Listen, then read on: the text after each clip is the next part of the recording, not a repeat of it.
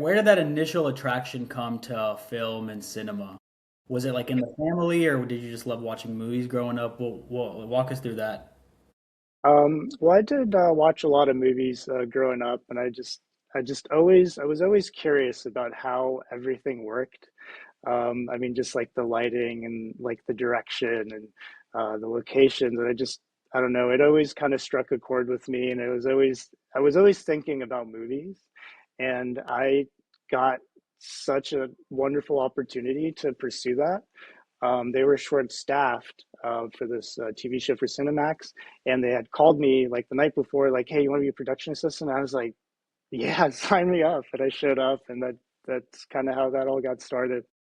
Yeah, wow. Was there ever a point where you wanted to go into acting, or was it always you always wanted to kind of be in the background and be producing, directing, things like that? Um, yeah, I've never really wanted to be an actor. I'd like to say I have more of a radio phase, but I'm more, I like the behind the scenes, and I like just organizing and just putting it all together. I think that's really where the magic happens. But I do admire those that are on the screen because, man, that's a tough gig. That's something I don't think I'd ever be capable of doing.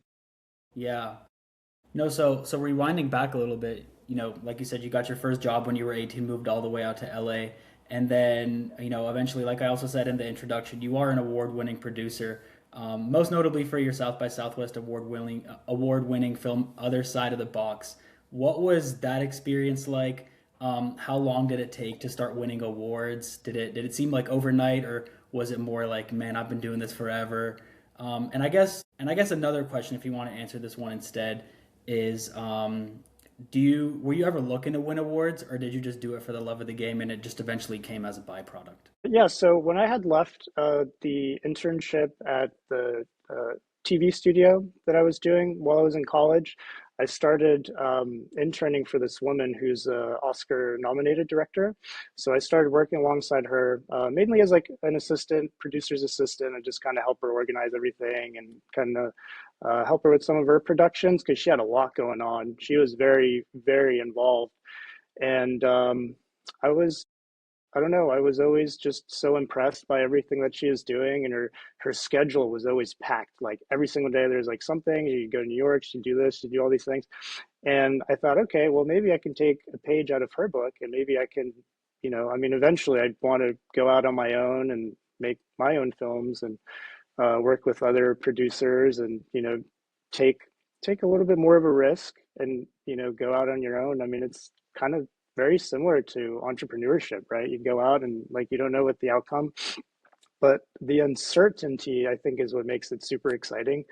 Um, but to answer your question, yeah, I've worked on tons of like independent films, and I mean, just so many of them just never really got finished, or that something happened, or I made a lot of really bad ones too, which I'm also very proud because it's a learning experience. But never did I think it would like get like this far. I was always very hopeful, but it was just the process that I love doing and the people that you're doing it with that just makes it so exciting.